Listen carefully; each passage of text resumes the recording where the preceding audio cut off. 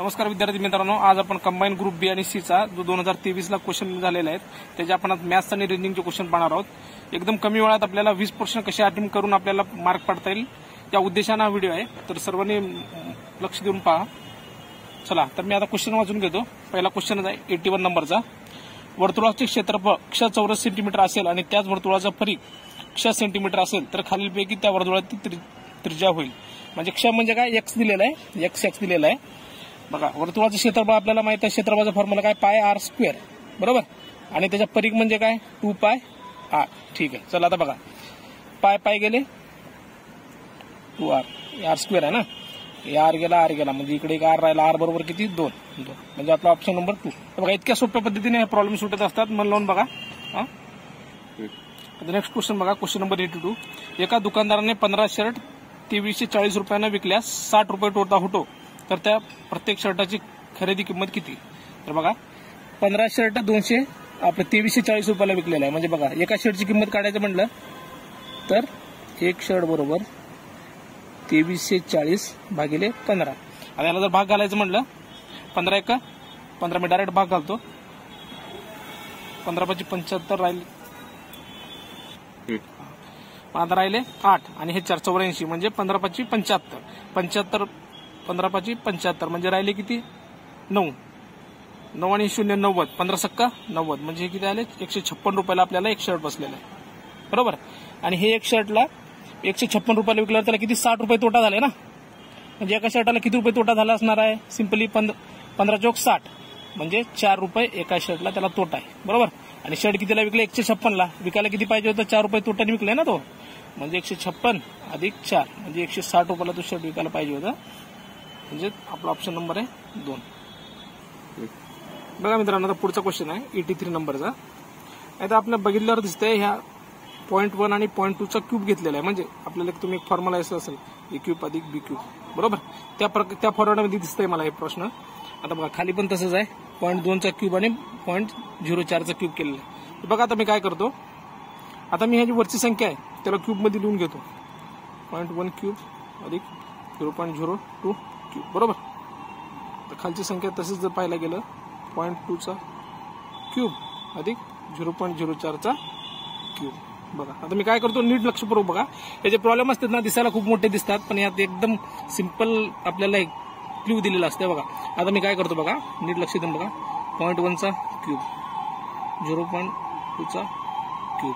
आता बघा, यातनं मी 2 कॉमन काढलं बाहेर, तर 2 कॉमन काढू शकतो का नाही. जर मी असं 2 कॉमन काढलं बरं, आणि क्यूबच्या संख्येतनं काढलेलं ना, म्हणून याला बाहेर क्यूब दिला मी. समजा आता 2 जर कॉमन काढलं 0.1 क्यूब अधिक 0.02 क्यूब. बघा, आता तुम्हाला कळत असेल हे दोन्ही संख्या ज्या आहेत ना, या दोन्ही संख्या ब्रॅकेट मधल्या आहेत ना, या दोन्ही संख्या डायरेक्ट कॅन्सल होणार. राहिलं काय 1/2 चा क्यूब म्हणजे किती 1/8. 1/8 म्हणजे किती 0.125. आपला ऑप्शन नंबर 2 करेक्ट आहे. आता नेक्स्ट क्वेश्चन बघा 84 नंबरचा. काय दिले बघा, 3 व्यक्तीच्या आजच्या वयाची बेरीज 72 आहे व 7 वर्षापूर्वी त्यांच्या वयाचे गुणोत्तर किती आहे 4,7,7 होते, तर त्यांचे आजचे वय किती, बरोबर. तर मित्रांनो, खाली जे आपल्याला ऑप्शन दिलेले आहेत ते आजचे वय दिलेले आहेत. आणि या प्रकारचे जे वयवारीचे क्वेश्चन असतात ना, ते डायरेक्ट ऑप्शन थ्रू काढायला एक नंबर सोपं पडणार आहे. याला काय मांडत बसायचं ना, काय नाही, आपण नुसतं ऑप्शन सोबत खेळायचं. आणि कंबाईन मध्ये पास होण्यासाठी ऑप्शनचाच वापर करून आपण लवकरात लवकर गणित सोडू शकतो, बरं का. मेथड मांडत बसायचं, किमती एक्स मानत बसायचं, यात वेळ घालवायचं नाही. बघा, आता मी काय करतो, आता बघा, मी जर हे ऑप्शन नंबर 3 पाहिलं बरं का, आणि 7 वर्षापूर्वीचे वय आहेत, बरोबर. आता यातनं मी आता 19 आहे, यातनं 7 वर्ष जर मी वजा केले किती येणार 12. 25 मधनं 7 केलं तर किती होणार 18. ओके, आणि 28 मधनं गेले 7 तर किती 21. आता बघा, मला दिसतंय डायरेक्ट हे 3 ने भाग जाणाऱ्या संख्या. भाग जर मी 3 ने घालायचं म्हणलं याला, 3 चौक 12 म्हणजे 4, 3 × 18 आणि 7 × 21 म्हणजे याला 7 ने भाग जाते. बघा, आपला ही जो रेशो आलेला आहे मॅच झालेला आहे, म्हणजे आपला ऑप्शन नंबर काय असणार आहे 3 करेक्ट आन्सर असणार आहे. नेक्स्ट क्वेश्चन बघा, सरळ व्याजाचा प्रश्न आहे बरं का, वाचून घेतो मी. एका माणसाने बँकेकडून 10.12% सरळ व्याजाने 12% कर्ज घेतले. 3 वर्षानंतर त्याला 5,400 सरळ व्याज, त्याने 5,400 सरळ व्याज फेडले, तर त्याने घेतलेल्या कर्जाची रक्कम, बरं का. आपल्याला म्हणजे कर्जाची रक्कम म्हणजे मुद्दल विचारलेली, बरं का. तर सिम्पली आपल्याला तर सिम्पल इंटरेस्टचा फॉर्म्युला माहित आहे, PRN/100, बरोबर. हे प्रिन्सिपल अमाऊंट असते, रेट आणि नंबर ऑफ इयर्स. ओके, आता आपल्याला सरळ व्याज किती दिलेले आहे 5400. पी काढायचा आहे, रेट किती आहे 12, एन किती 3 भागिले 100. आणि जर सोडवायचं म्हणलं 54 हे इकडे क्रॉस मल्टिप्लाय होणार ना, 100 भागिले 12 गुणिले 3 बरोबर आपल्या इकडे प्रिन्सिपल असणार आहे ना. आता बघा 3 जर मला भागातलं 8 2 36 18 त्रिक 54 बरोबर. आता 6 जर भाग घालायचं म्हणलं 6 2 12 6 त्रिक 8. ओके, म्हणजे आता इथे वर बघा 300 गुणिले 100 राहिलेले आहे, म्हणजे आपले हे येणार आहे 30,000 भागिले हे 2 राहिले होते ना, मग याचे काय येणार 15,000 बरं का. म्हणजे आपला ऑप्शन नंबर 3 तर करेक्ट आहे. आणि मित्रांनो आता तुम्हाला हे बघा फॉर्म्युला सुद्धा न मांडता गणित पेन सुद्धा न लावता कसं सोडायचं बघा. आता मला काय म्हणायचं 3 वर्षानंतर त्याला किती 5400 व्याज भेटले ना, म्हणजे एका वर्षाला किती भेटलं असणार आहे 1800 रुपये, कारण 54 18 त्रिक 54 ना, एका वर्षाला 1800 रुपये भेटलेले आहे बघा. आता मी जर तसं 12% ह्याला गुंततो म्हणलं तर ह्याचे किती येणार माहिती आहे का 144 म्हणजे 14,400 येणार. याचं बघूनच कळते 2400 रुपये येणार ऑटोमॅटिकली. जर 1500ला 12ने गुणला आपण, याचं जर 12% काढलं तर याचं आपलं आन्सर येणार आहे ना तेच येणार आहे किती 1800. म्हणून हे ऑप्शन नंबर 3 असं पण करेक्ट आहे बरं का. ही पण पद्धत तुम्हाला माहित असू द्या, या गोष्टी आपल्याला एक्झाम मध्ये सर्वांपेक्षा पुढे नेणाऱ्या गोष्टी आहेत. या कमी हाच वेळ आपण पुढच्या गणिताला वापरू शकतो. आता नेक्स्ट क्वेश्चन बघा 86 नंबरचा काय म्हणते, एका 16,000 रुपये किमतीच्या यंत्राची किंमत दरवर्षी 5% कमी होते, दरवर्षी 5% कमी होते, तर 2 वर्षानंतर त्याची किंमत किती. तर काय नाही, सिंपली काय करायचं 16,000 रुपये आपल्याला दिलेले बरोबर, दरवर्षी 5% कमी होते. 5% म्हणजे 100 मधून 5 वजा करायचं बरोबर का. जर वाढली म्हणलं असतं तर 100 मध्ये 5 ऍड केलं असतं. कमी झाली म्हणल्यावर 95 भागिले 100 हे टक्केवारीमध्ये आहे ना, म्हणून खाली 100 न बघायला. दुसऱ्या वर्षी पण 5% ना, 95 भागिले 100. आता बघा जर भाग घालायचं म्हणलं 19 खाली 20 5 न भाग घालायचा 19 5 55 19 20 हा इथं पण सेम 19 भागिले 20. आता बघा हे 0 0 गेला बरोबर, तर इथं राहिले 4 2 गुणिले 2 4 डायरेक्ट भाग घालतो बघा 4 चोक 16 राहिलं काय आपलं हे 40 आणि हे 19 गुणिले 19. आता तुम्हाला 19 जर वर्ग माहित असेल तर तुम्हाला डायरेक्ट कळून जाईल 40 गुणिले 19 वर्ग किती 361 बरोबर. आता हे जर गुणाकार करायचं म्हणलं इथं साईडला करून दाखवतो तुम्हाला बघा 40 एक्का 40 हातच्याले 4 40 सक्का 240 आणि हे 4 24 म्हणजे 244 ला 4 हातच्याले 24 40 त्रिक 120 आणि 120 आणि 24 किती 144 बघा. बघा ऑप्शन नंबर 3 करेक्ट आन्सर आहे. नेक्स्ट क्वेश्चन बघा, आगगाडीचे प्रवास भाडे 20% वाढवले, पुन्हा सलग 2 महिन्यात 10% आणि 25% वाढवले, तर सुरुवातीच्या प्रवास भाड्यात एकूण किती टक्क्यांनी वाढ झाली. बघा आता काय करायचं आपण सुरुवातीची आपलं जे रेग्युलर भाडं जे आहे आपण 100 रुपये मानायचं बरोबर. आता 20% वाढवले म्हणलं ना, मागच्या उदाहरणात सांगितल्यासारखे 20 वाढवायचं 120 झाले 100, पुन्हा सलग काय 10% म्हणजे किती 110 आणि 100 सेम तसंच 25% वाढवले म्हणले बघा, वाढवले म्हणले की ऍड करत जायचं, कमी केले म्हणले की वजा करायचं बरं का 100 मधनं. ह्या गोष्टी लक्षात ठेवा 125 भागिले 100. आता बघा भागाकार कसं आपल्याला सोपं घालता येईल ते बघा. आता 20 नंतर मी याला भाग घातला 5 20 50 100 20 सक्का 120 म्हणजे इथं 6 बरं का. ठीक आहे, इथे 0 गेला 0 गेला. आता याला 25 न घातला 25 5 125 25 चोक 100 बघा काय राहिले. आता हे 5 ला 5 गेले का ओके ठीक आहे. आता बघा वर काय राहिले 100 गेले 6 गेले 11 राहिले खाली किती 4. आता बघा ठीक आहे. आणि बघा आता 10 एक राहिले ना 10 10 100 ओके. आता बघा वर काय राहिले 10 गुणिले 6 गुणिले 11 आणि खाली किती 4 बरं का. आता बघा इथं भाग घालायचा आहे 2 दोन्ही 4 2 पंचन 10. आता हे दोन्ही 6 ला घालू का 2 1 2 2 त्रिक 6 राहिले किती 15 गुणिले 11. आता 15 गुणिले 11 जर भाग घालायचं म्हणलं 15 1 15 5 4 1 15 1 15 आणि 1 16 165 म्हणजे बघा आपली मूळ किती होती 100 झाली किती 165 म्हणजे वाढ किती झाली 65%. ऑप्शन कुठे आहे आपलं ऑप्शन नंबर 1 करेक्ट आन्सर आहे ओके. आता बघा नेक्स्ट क्वेश्चन बघा 88 नंबरचा. आता ब्रॅकेटमध्ये -2 -3 दिलेलं आहे, गुणिले चिन्ह दिलेलं आहे 5 अधिक 3 भागिले -2 -3 आणि खाली काहीतरी दिले. आता कसं सोडवायचं पहिल्यांदा हे जे असतात ना बोर्ड मसरूल वगैरे तुम्ही ऐकलाच असाल बरं का, कन्फ्युज व्हायचं नाही. पहिला सगळे जे ब्रॅकेट आहेत ते सोडून घ्यायचं आपण. आता बघा इथं मी इथं लिहून घेतो -2 आणि -3 म्हणजे किती 5 बरोबर गुणिले 5 अधिक 3 आहे म्हणजे किती 8 ओके. आणि आता भागिले बघा, आता भागिले मी असं मांडून घेतो -2 -3 म्हणजे -5. ओके, म्हणजे वरचं झालं. खाली जर मांडायचं म्हणलं -6 -4 म्हणजे किती -10 बरं का, भागिले -7 -5 म्हणजे -12. आता बघा काय करतो मित्रांनो, हे तर 5 आहे आणि वजा चिन्ह तर गेलंच, 5 ला 5 गेले म्हणजे वरच्या बाजूला काय राहिलं 8 बरोबर. आता बघा खाली बघा हे वजा चिन्ह गेलेलं आहे म्हणजे इथं ह्याला 2 नंबर जरी भाग घातलं 2×5 = 10 2×12 म्हणजे 5 भागिले 6. आता बघा तुम्हाला जर भागाकाराचा नियमच माहित आहे, हे खालची टर्म ही वर जात असते बरोबर. 8 × 6 भागिले 5 आणि इथं आपले निगेटिव्ह चिन्ह जे वजा चिन्ह इथंच गेलेलं बरं का, म्हणजे आता आपलं पुढे काय वजा चिन्ह राहिलेलं नाही. 8 संग 48 भागिले 5. जर याचा भागाकार करायचं म्हणलं 8×5 = 40, सॉरी ते 5×9 = 50, 5×9 = 50 राहिले किती 3 म्हणजे 6 0 जर घेतात 30, 6×5 = 30 म्हणजे इथं 9.6 आणि हे प्लस मधलं आहे बरं का. ऑप्शन जर बघितलं तुम्ही इकडे निगेटिव्ह आणि इकडे पॉझिटिव्ह आहे, आपला आन्सर आलेला पॉझिटिव्ह, निगेटिव्ह चिन्ह गेलेलं आहे, त्यामुळे ऑप्शन नंबर 4 करेक्ट आन्सर आहे. नेक्स्ट क्वेश्चन बघा 89 नंबरचा. एक फलंदाज 19व्या डावात 98 धावा करतो आणि त्यामुळे त्याची सरासरी 4 ने वाढते बरं का. तर 19व्या डावानंतर त्याची सरासरी किती बघा. आता आपल्या सरासरीचा एक साधा नियम माहिती आहे. सरासरी म्हणजे काय, एकूण धावसंख्या भागिले एकूण मॅचेस बरोबर. मॅच इंग्लिशमध्ये येतो, ठीक, मॅच म्हणा डाव म्हणा चालते बरं का. आता मी काय करतो, 18 त्यांनी जे पहिल्यांदा जे खेळलेलं आहे 18 मॅच खेळलेला ना, मग आता बघा त्याची सरासरी जर काढायचं म्हणलं ते आपल्याला धावसंख्या माहित नाहीत, भागिले 18 आणि त्याची सरासरी मी वाय पकडले बरं का. 18 डावानंतरची 19 डाव अजून खेळायचा ना, मग आता बघा 19 डाव जर खेळलं तरी काय होणार आहे, 19व्या डावाला हे 18 तर असणारच आहे एक्स आपली, आणि 19 डावात किती काय धावा काढले रे त्यांनी 98 भागिले आता खाली किती आहे का 19वा डाव आहे ना म्हणजे 19 आणि काय म्हणलेले सरासरी जे आहे ना 4 ने वाढलेली आहे बरोबर, वाय + 4. आता बघा सिम्पली मी आता याचं कॅल्क्युलेशन करून घेतो. आता बघा हे एक्सच्या जागी मी एक्सच्या जागी किंमत टाकू शकतो का नाही. एक्स बरोबर आपल्या इथं 18y ह्या मागच्या ह्याच्यावरून येऊ शकतं 18y, ते टाकतो आता मी. 18y अधिक 98 बरोबर 19y अधिक 19 38 19 76.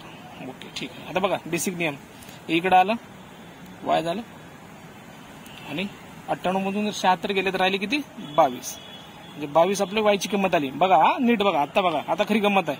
आता ऑप्शनमध्ये आपल्याला 22 पण दिसतंय, पण बघा आता काय हे जे 22 आहे ना, वाय इथं आहे ना 18 धावानंतरची सरासरी आहे, पण आपल्याला की कधी विचारलं त्यांनी 19 धावानंतरची सरासरी. 19 धावांना काय झालेलं वाय मध्ये 4 ऍड झाले ना, या 22 मध्ये आपण 4 ऍड करायचं म्हणजे किती 26.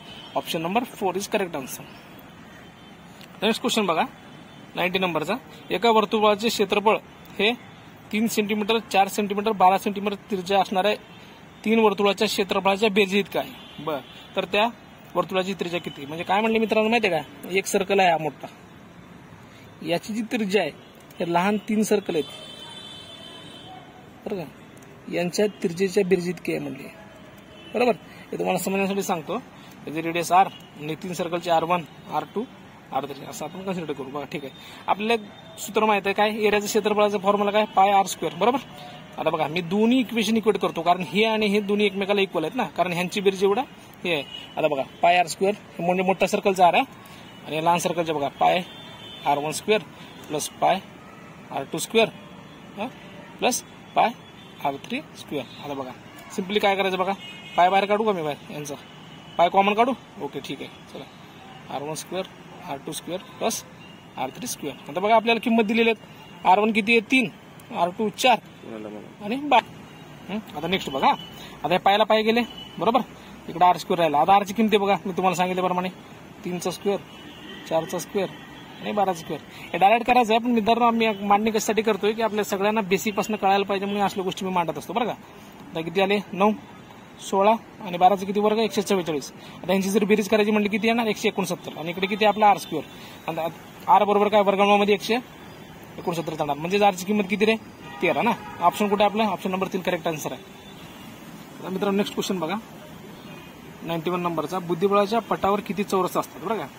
आता आपल्या सर्वांना माहित असणारच आहे, बुद्धिबळ जे असतं ना 8x8चा असतो बरं का, म्हणजे त्याच्यामध्ये 8 रो 8 कॉलम असतात. मग आता सिम्पली काय करायचं ते सोडवण्यासाठी तुम्हाला नॉर्मल फॉर्म्युला सांगतो लक्षात घ्या. n बरोबर किती आपला 8 बरं का, म्हणजे ही 8x8चं कॉलम आहे म्हणून यांची किंमत 8 पकडायची. काय करायचं n गुणिले n+1 गुणिले 2n+1 भागिले 6. बरं का. आता बघा यांची किंमत मांडून घ्या 6. आता इथं 6 अधिक 1 7 होणार. 6 दोन्ही 12 आणि 1 13. 13. ठीक आहे. खाली बघा एक मिनिट. हा मित्रांनो बघा इथं 8 दोन्ही 16 आणि 17 यायला पाहिजे ना. ठीक आहे 17 सॉरी बरं का. आणि खाली इथं आपण 8 मांडायला पाहिजे होतं. इथं 8 दोन्ही बघा इकडे मांडून घेतो मी. थांबा. यांची किंमत किती आहे 8. 8 आणि 1 9 गुणिले 8 दोन्ही 16 आणि 1 17 बरोबर. ठीक आहे. आणि खाली किती 6. आता बघा याचा भाग घालून घेऊ. 3 दोन्ही 6 3 त्रिक 9. बघा 2 1 2 2 चौक 8. आता बघा 4 गुणिले 3 12 गुणिले 17. आता गुणाकार करायचा म्हणलं 12 7 84. 4 8 12 1 12 आणि 8 20 म्हणजे 204. 204 84 यायला पाहिजे. Option number 2. आता नेक्स्ट क्वेश्चन बघा 92 नंबरचा बरं का. दिलेल्या श्रेणीतील चुकीचे पद ओळखा बरं का. काय दिले खाली 15 21 24 30 32 39 51. आता पहिलाच कळते ह्या सर्व संख्या 3 न भाग जाणारी संख्या असणार आहे. एक कोणती तर जात नाही बघा. 15 ला जातं 21 ला जातं 24 ला जातं 32 ला जात नाही. ठीक आहे. ऑप्शन नंबर 4 करेक्ट आहे. एवढं सिंपल असतं बरं का. आता बघा नेक्स्ट क्वेश्चन बघा 93 नंबरचा. 2 विधाने आणि 2 अनुमाने दिलेले त्यातनं आपल्याला जे काही बरोबर आहे अनुमान ते काढायचं किंवा चुकीचं असेल ते सांगायचं आपल्याला बघा. काय म्हणलेलं बघा म्हणजे सर्व शिक्षक कलाकार आहेत बघा. आता सर्व शिक्षक काय आहेत कलाकार आहेत. ओके कलाकार. काही कलाकार आनंदी असतात बघा. कलाकार आनंदी असतात आपली डिफेंड डायग्राम आली. आता बघा आपण अनुमान काय दिले ते सर्व शिक्षक आनंदी राहतात. आता बघा शिक्षक कुठे आहे आनंदी कुठे काय संबंध आहे का. म्हणजे पहिला ऑप्शन तर क तर चुकलेला आहे आपला बरं का. हे ऑप्शन गेला क सत्यवाला हा गेला. बघा आता जे आनंदी राहतात ते सर्व कलाकार असतात. आता बघा हे जे आनंदी राहतात ते सर्व कलाकार कसं असणार आनंदी असणार आहे. आनंदी दुसरे पण असू शकतात ना या सगळ्या गोष्टी इकडचे सगळे. म्हणजे त्यामुळे हे जे दिलेलं आहे ना सर्व कलाकार त्यामुळे हे ऑप्शन चुकलेलं आहे. म्हणजे हा ड सुद्धा चुकलेला आहे. म्हणजे ऑप्शन नंबर 3 आपला क आणि डोल असत्य हे ऑप्शन बरोबर आहे. नेक्स्ट क्वेश्चन बघा. अंकिताच्या आईचे वय तिच्या वयाच्या 2.5 पट बरं का. अंकिताच्या वयाच्या 2.5 पट आणि तिच्या भावाच्या वयाच्या 4 पट आहे. त्यांचे एकूण वय 66 वर्ष आहे. तर अंकिताच्या भावाचे 2 वर्षांतराचे वय किती. आता बघा अंकिताला जर मी एक्स मानलं बरं का तर त्याच्या आईचं वय ह्याच्या 2.5 पट आहे ना. 2.5ला मी असं 5/2 असं पण लिहू शकतो ना. ही झाली आई हे अंकिता. आणि काय ह्याच्या आईचं वय आहे त्याच्या भावाच्या 4 पट आहे बरं का. भावाच्या 4 पट म्हणजे कसं असणार हा भाऊ 5/8x होणार. आणि हे उलट आहे ना. 4 तुम्ही इथं खाली घ्यायचं डिवाइडला. जेव्हा भावाचं त्याच्या विरुद्ध दिशेला सांगितलेलं असतं ना वय तेव्हा ते खाली जाणार बरं का. आता काय सिम्पली याची बेरीज जर केलं अधिक x अधिक 5/8x. आता बघा हे मी कॉमन करून घेतो बरं का. हे दोन्ही छेद कॉमन करून घेतो. मग काय करू 4 न गुणू. ठीक आहे 20x अधिक 5x भागिले 8 आले. सॉरी 5 आणि 5x आहे आणि खाली 8 आणि इकडे अंकिताचा x राहिलेला. बघा आता इथं काय 25x आणि इकडे 8 जाणार ना क्रॉस मल्टिप्लायला म्हणजे 8x भागिले 8 म्हणजे किती 25 आणि 8 आणि इथं सर्व बरोबर आपले किती 66 वर्ष दिलेलं बरं का. आता बघा 66 किती राहिले 25 आणि 8 किती 33x. बघा सरळ भाग जाणाऱ्या संख्या असतात. काय टेन्शन घ्यायचं नाही. बिंदास सोडवत राहायचं. आपल्याला पुढे जाऊन कॅन्सल होते. ते ऑप्शन थ्रू पण येते गणित. तुम्हाला एक समजण्यासाठी दिलेलं आहे. एक्स म्हणून काढायची खूप जणांना सवय असते ना त्यांना कळण्यासाठी या गोष्टी दिलेल्या आहेत. ठीक आहे 66 गुणिले 1 क्रॉसला 8 गेला. मग आता भाग घालू का 33 दोन्ही 66. ओके एक्स बरोबर 16 बरं का. आता एक्स बरोबर 16 म्हणजे अंकिताचं वय झालं ना. आपल्याला कोणाचं वय पाहिजे त्याच्या भावाचं बरं का. भावाचं काय रेशो 5/8 आहे ना गुणिले 16. एक्सची किंमत 16 म्हणले ना. 8 1 8 8 2 16 5 गुणिले 2 10 म्हणजे आपला ऑप्शन नंबर ऐका हे 10 कधी आहे सध्याचं वय आहे. पण अंकिताच्या भावाचे 2 वर्षानंतर वय दिलेलं बरं का मित्रांनो. आपल्याला ऑप्शन पहिला 10 असतो. मागे जे आपण एक उदाहरण पाहिलं तिथं पण पहिला ऑप्शन 22 होता ना. ते आपल्याला त्यासाठी ते आपला ट्रॅप असतो एमपीसीचा. त्या ट्रॅपमध्ये आपण अडकायचं नाही. आता बघा हे 10 सध्याचं आहे पण त्याचे 2 वर्षानंतरचे वय विचारतात म्हणजे 10 अधिक 2 काय 12 म्हणजे ऑप्शन नंबर 3 करेक्ट आन्सर आहे. नेक्स्ट क्वेश्चन बघा काय म्हणले 95 नंबरचा. खाली दिलेल्या माहितीची काळजीपूर्वक अभ्यास करा. खाली प्रश्न उत्तर द्या बघा. आणि आपल्याला प्रश्न काय विचारले जीच्या उजवीकडे कोण आहे बरं का. बघा ABCDEFG एका भिंतीवर बसले आहेत आणि त्या सर्वांची तोंडे पुढे करूयात. बघा पूर्वीकडे तोंड म्हणजे या दिशेला असणार बरोबर. आणि एका लाईन येतात म्हणून मी आता असं मानत होतो. ठीक आहे. आता बघायचं जर म्हणलं सर्वात दक्षिणेकडील एक टोकापासून जे आपल्याला डीचं स्थान दिलेलं आहे ना 3 नंबरला दिलेलं बरं का. म्हणजे बघा 1 2 3 डी. बघा सी हा डीच्या तात्काळ उजवीकडे आहे. म्हणजे सी कुठं असणार, हे तिकडे तोंड करून बसले, यांची उजवी बाजू कुठली, इकडची अलीकडची ना. सी तात्काळ इकडे दिलेलं बरं का. आता पुढे काय बघा, बी हा अगदी टोकाला आहे, त्याच्या शेजारी ई आहे बरं का. आता बी जर हे 2 टोक आहेत ना, बी जर ह्या टोकाला घेतला तर ह्याच्या शेजारी सी आहे ना, मग ह्या टोकाला नसणार आहे तो बी. ऑब्व्हियसली हा बी कुठं असणार आहे, या टोकाला बरोबर.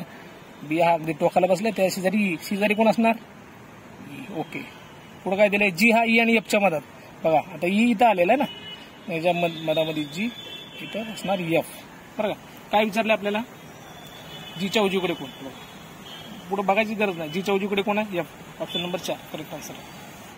नेक्स्ट क्वेश्चन बघा 96 नंबरचा. काय म्हणते, जर 2016 या वर्षी आंतरराष्ट्रीय योगा दिन मंगळवारी असेल, बघा म्हणजे आपल्याला आंतरराष्ट्रीय योगा दिन माहित पाहिजे किती असते ते 21 जून. तर त्याच वर्षी राष्ट्रीय विज्ञान दिन कधी असतं रे, 28 फेब्रुवारी. तर त्या दिवशी कोणता वार असेल म्हणते. बघा आता काय करतो मी, मांडून घेतो सर्व गोष्टी बरं का. आता जून महिना उलट दिले ना, आता जून मध्ये किती असणार, 20 जून. अरे 21 पकडायचा नाही, तो आपल्याला काउंट झालेला आहे इथं. इथं लिहून घेतो साईडला तुम्हाला, जून, त्याच्यावर मे, एप्रिल, मार्च आणि फेब्रुवारी. ओके ठीक आहे. मेचे किती, 31 दिवस. एप्रिलचे किती, 30. मार्चचे किती, 31. आता फेब्रुवारीचे बघा 2 दिवसच घ्यायचे, 29 फेब्रुवारी आणि 28. लिप इयर आहे, एक लक्षात ठेवा लिप इयर आहे, त्यामुळे 29 फेब्रुवारी असणार आहे. म्हणजे ते 2 दिवस असणार, 29 आणि 28. ठीक आहे. या सर्वांची जर बेरीज करतो म्हटलं मी तर किती येणार, 2 3 4 आणि हे बघा 3 आणि 3 6, 6 आणि 3 9 आणि 2 11, म्हणजे 114. आता 114ला जर भाग घालायचं म्हटलं, लिप जेव्हा कधी आपले दिवस आलेले असतात ना, त्या दिवसांना आपण 7 भाग घातला आणि जे आपलं बाकी राहत असतं ते म्हणजे आपले ऑड डेज असतात. हे सगळे ऑड डेजचे कन्सेप्ट आहेत, त्यावरून आपण तो दिवस काउंट करत असतो पुढे किंवा मागे. आता इथं आपल्याला मागे काउंट करायचं असलं की निगेटिव्ह, पुढे जायचं असेल तर पॉझिटिव्ह. ओके ठीक आहे. हे बघा 7 भाग, 7 1 7 राहिले किती, 4 आणि हे वरचं 4, 7 सक्कुम 42 बरोबर. आता बघा 44 मधून 42 गेले, किती राहिले, 2, म्हणजे आपले 2 ऑड डेज. आणि इथं जागा नसल्यामुळे थोडं ऍडजस्ट करून घ्या. आता बघा मंगळवार होता कधी, योगा दिनच्या दिवशी ना, 2 दिवस आता मागं जायचंय, कारण मागची तारीख विचारली ना आपल्याला. म्हणजे बघा 2 दिवस मागं कसं जायचं, सोमवार 1 आणि रविवार 2, म्हणजे रविवार नंबर ऑप्शन नंबर 3 रविवार आपला करेक्ट आन्सर आहे. नेक्स्ट बघा 97 नंबर बरं का. काय मालिकेची सिरीज दिलेली आहे, मालिका अशीच सुरू ठेवली तर खालीलपैकी कोणती संख्या मालिकेची राहणार नाही बरं का. आता बघा मित्रांनो काय केलंय, 4 इथं 5 आहे, 1चा गॅप, 3चा गॅप, 5चा गॅप बरोबर, अजून पुन्हा 1चा गॅप, म्हणजे काय व्हायला लागले, रिपीट मालिका 4 5 8 13 बघा, म्हणजे 1चा गॅप, 3चा गॅप, 5चा गॅप, पुन्हा अजून 1चा गॅप, 3चा गॅप, 5चा गॅप, म्हणजे असे पुढे 1चा गॅप किती 23, 3चा गॅप 26, 5चा गॅप 31, अजून सेम तसंच पुढे केलं, 1चा गॅप 32, 3चा गॅप 35 आणि 5चा गॅप 40. 1 मिनिट बघा. आता मित्रांनो कोणती संख्या येणार नाही, आता बघा 22 नंतर बघा 23 आहे, 26 ऑप्शन मध्ये बघा, 31 आहे का आपल्या सिरीज मध्ये आहे, 32 आहे का आहे, 33 आहे का नाही, म्हणजे ही संख्या आपली येणार नाही. 35 तर आलेलंच आहे पुढे. ओके. नेक्स्ट क्वेश्चन बघा 98 नंबरचा. काय म्हणले, अनआयडेंटिफाईड या शब्दाची सर्व अक्षरे वर्णमालानुसार लागली असतील तर त्या अक्षरांची स्थिती अपरावर्तित म्हणजे अनचेंज्ड बरं का. ठीक आहे राहील. आता बघा काय करतो मी, बघा लक्ष घ्या, हे संख्या आहेत ना लिहून घेतो, अनआयडेंटिफाईड.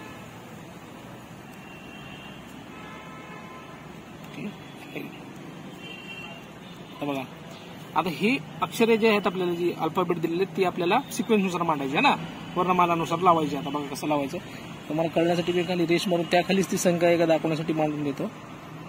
बघा इथं बघा. आणि जर आपण बघितलं वर डी पासून सुरुवात आहे ना, एबीसी तर आपल्याला दिसत नाही, म्हणजे किती डी किती आहेत, 1 आणि 2 मांडून घेतलं. डी नंतर ई किती आहेत, 1 2 ठीक आहे, 1 2. ई नंतर का एफ वगैरे दिले का, एफ. आता बघा ई झाल्यानंतर आता इथे एफ 1 राहिलं होतं ना आपल्यात, एफ बघा एफ आहे. आता पुढे बघा एफ नंतर काय येणार, इथं आय दिलेले आहेत, किती आहे तर 1 2 3 ठीक आहे, 1 2 3 ठीक आहे. बघा इथं आयच्या खाली एक आय राहिलेलंच आहे बरं का, तुम्हाला आता कळून जाईल.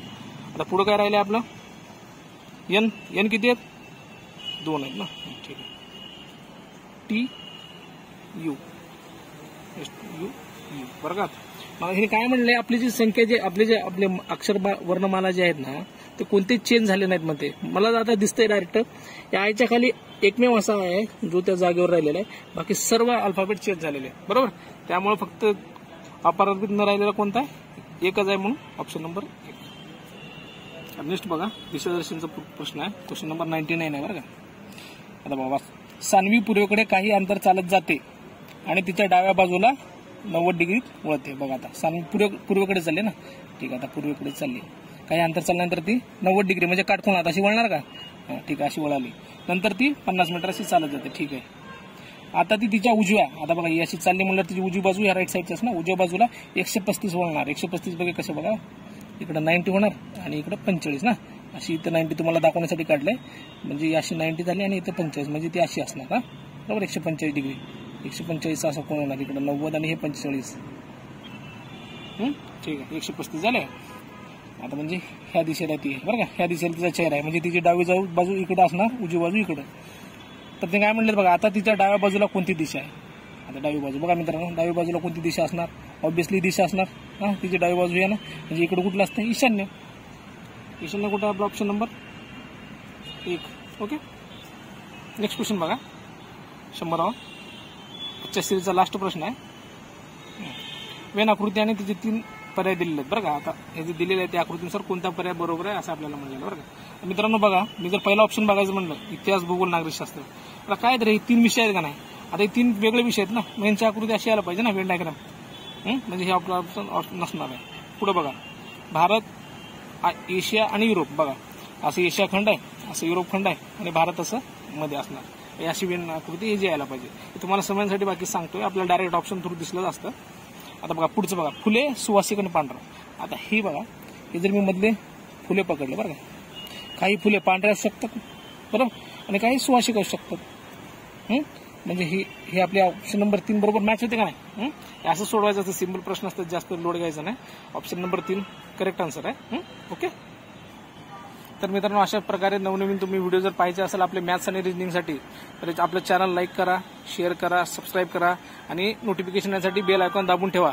आणि तुम्हाला जर टेलिग्राम लिंक खाली दिलेली आहे, जॉईन करून घ्या. त्याच्यावर सगळे आपले सोडवलेले जे आत्ताचे प्रश्न आहेत त्याचे नोट्स वगैरे भेटतील आणि नवनवीन व्हिडिओ तुम्हाला अपडेट लवकरात लवकर मिळतील. काय टेन्शन घेऊ नका, पॉझिटिव्ह राहा.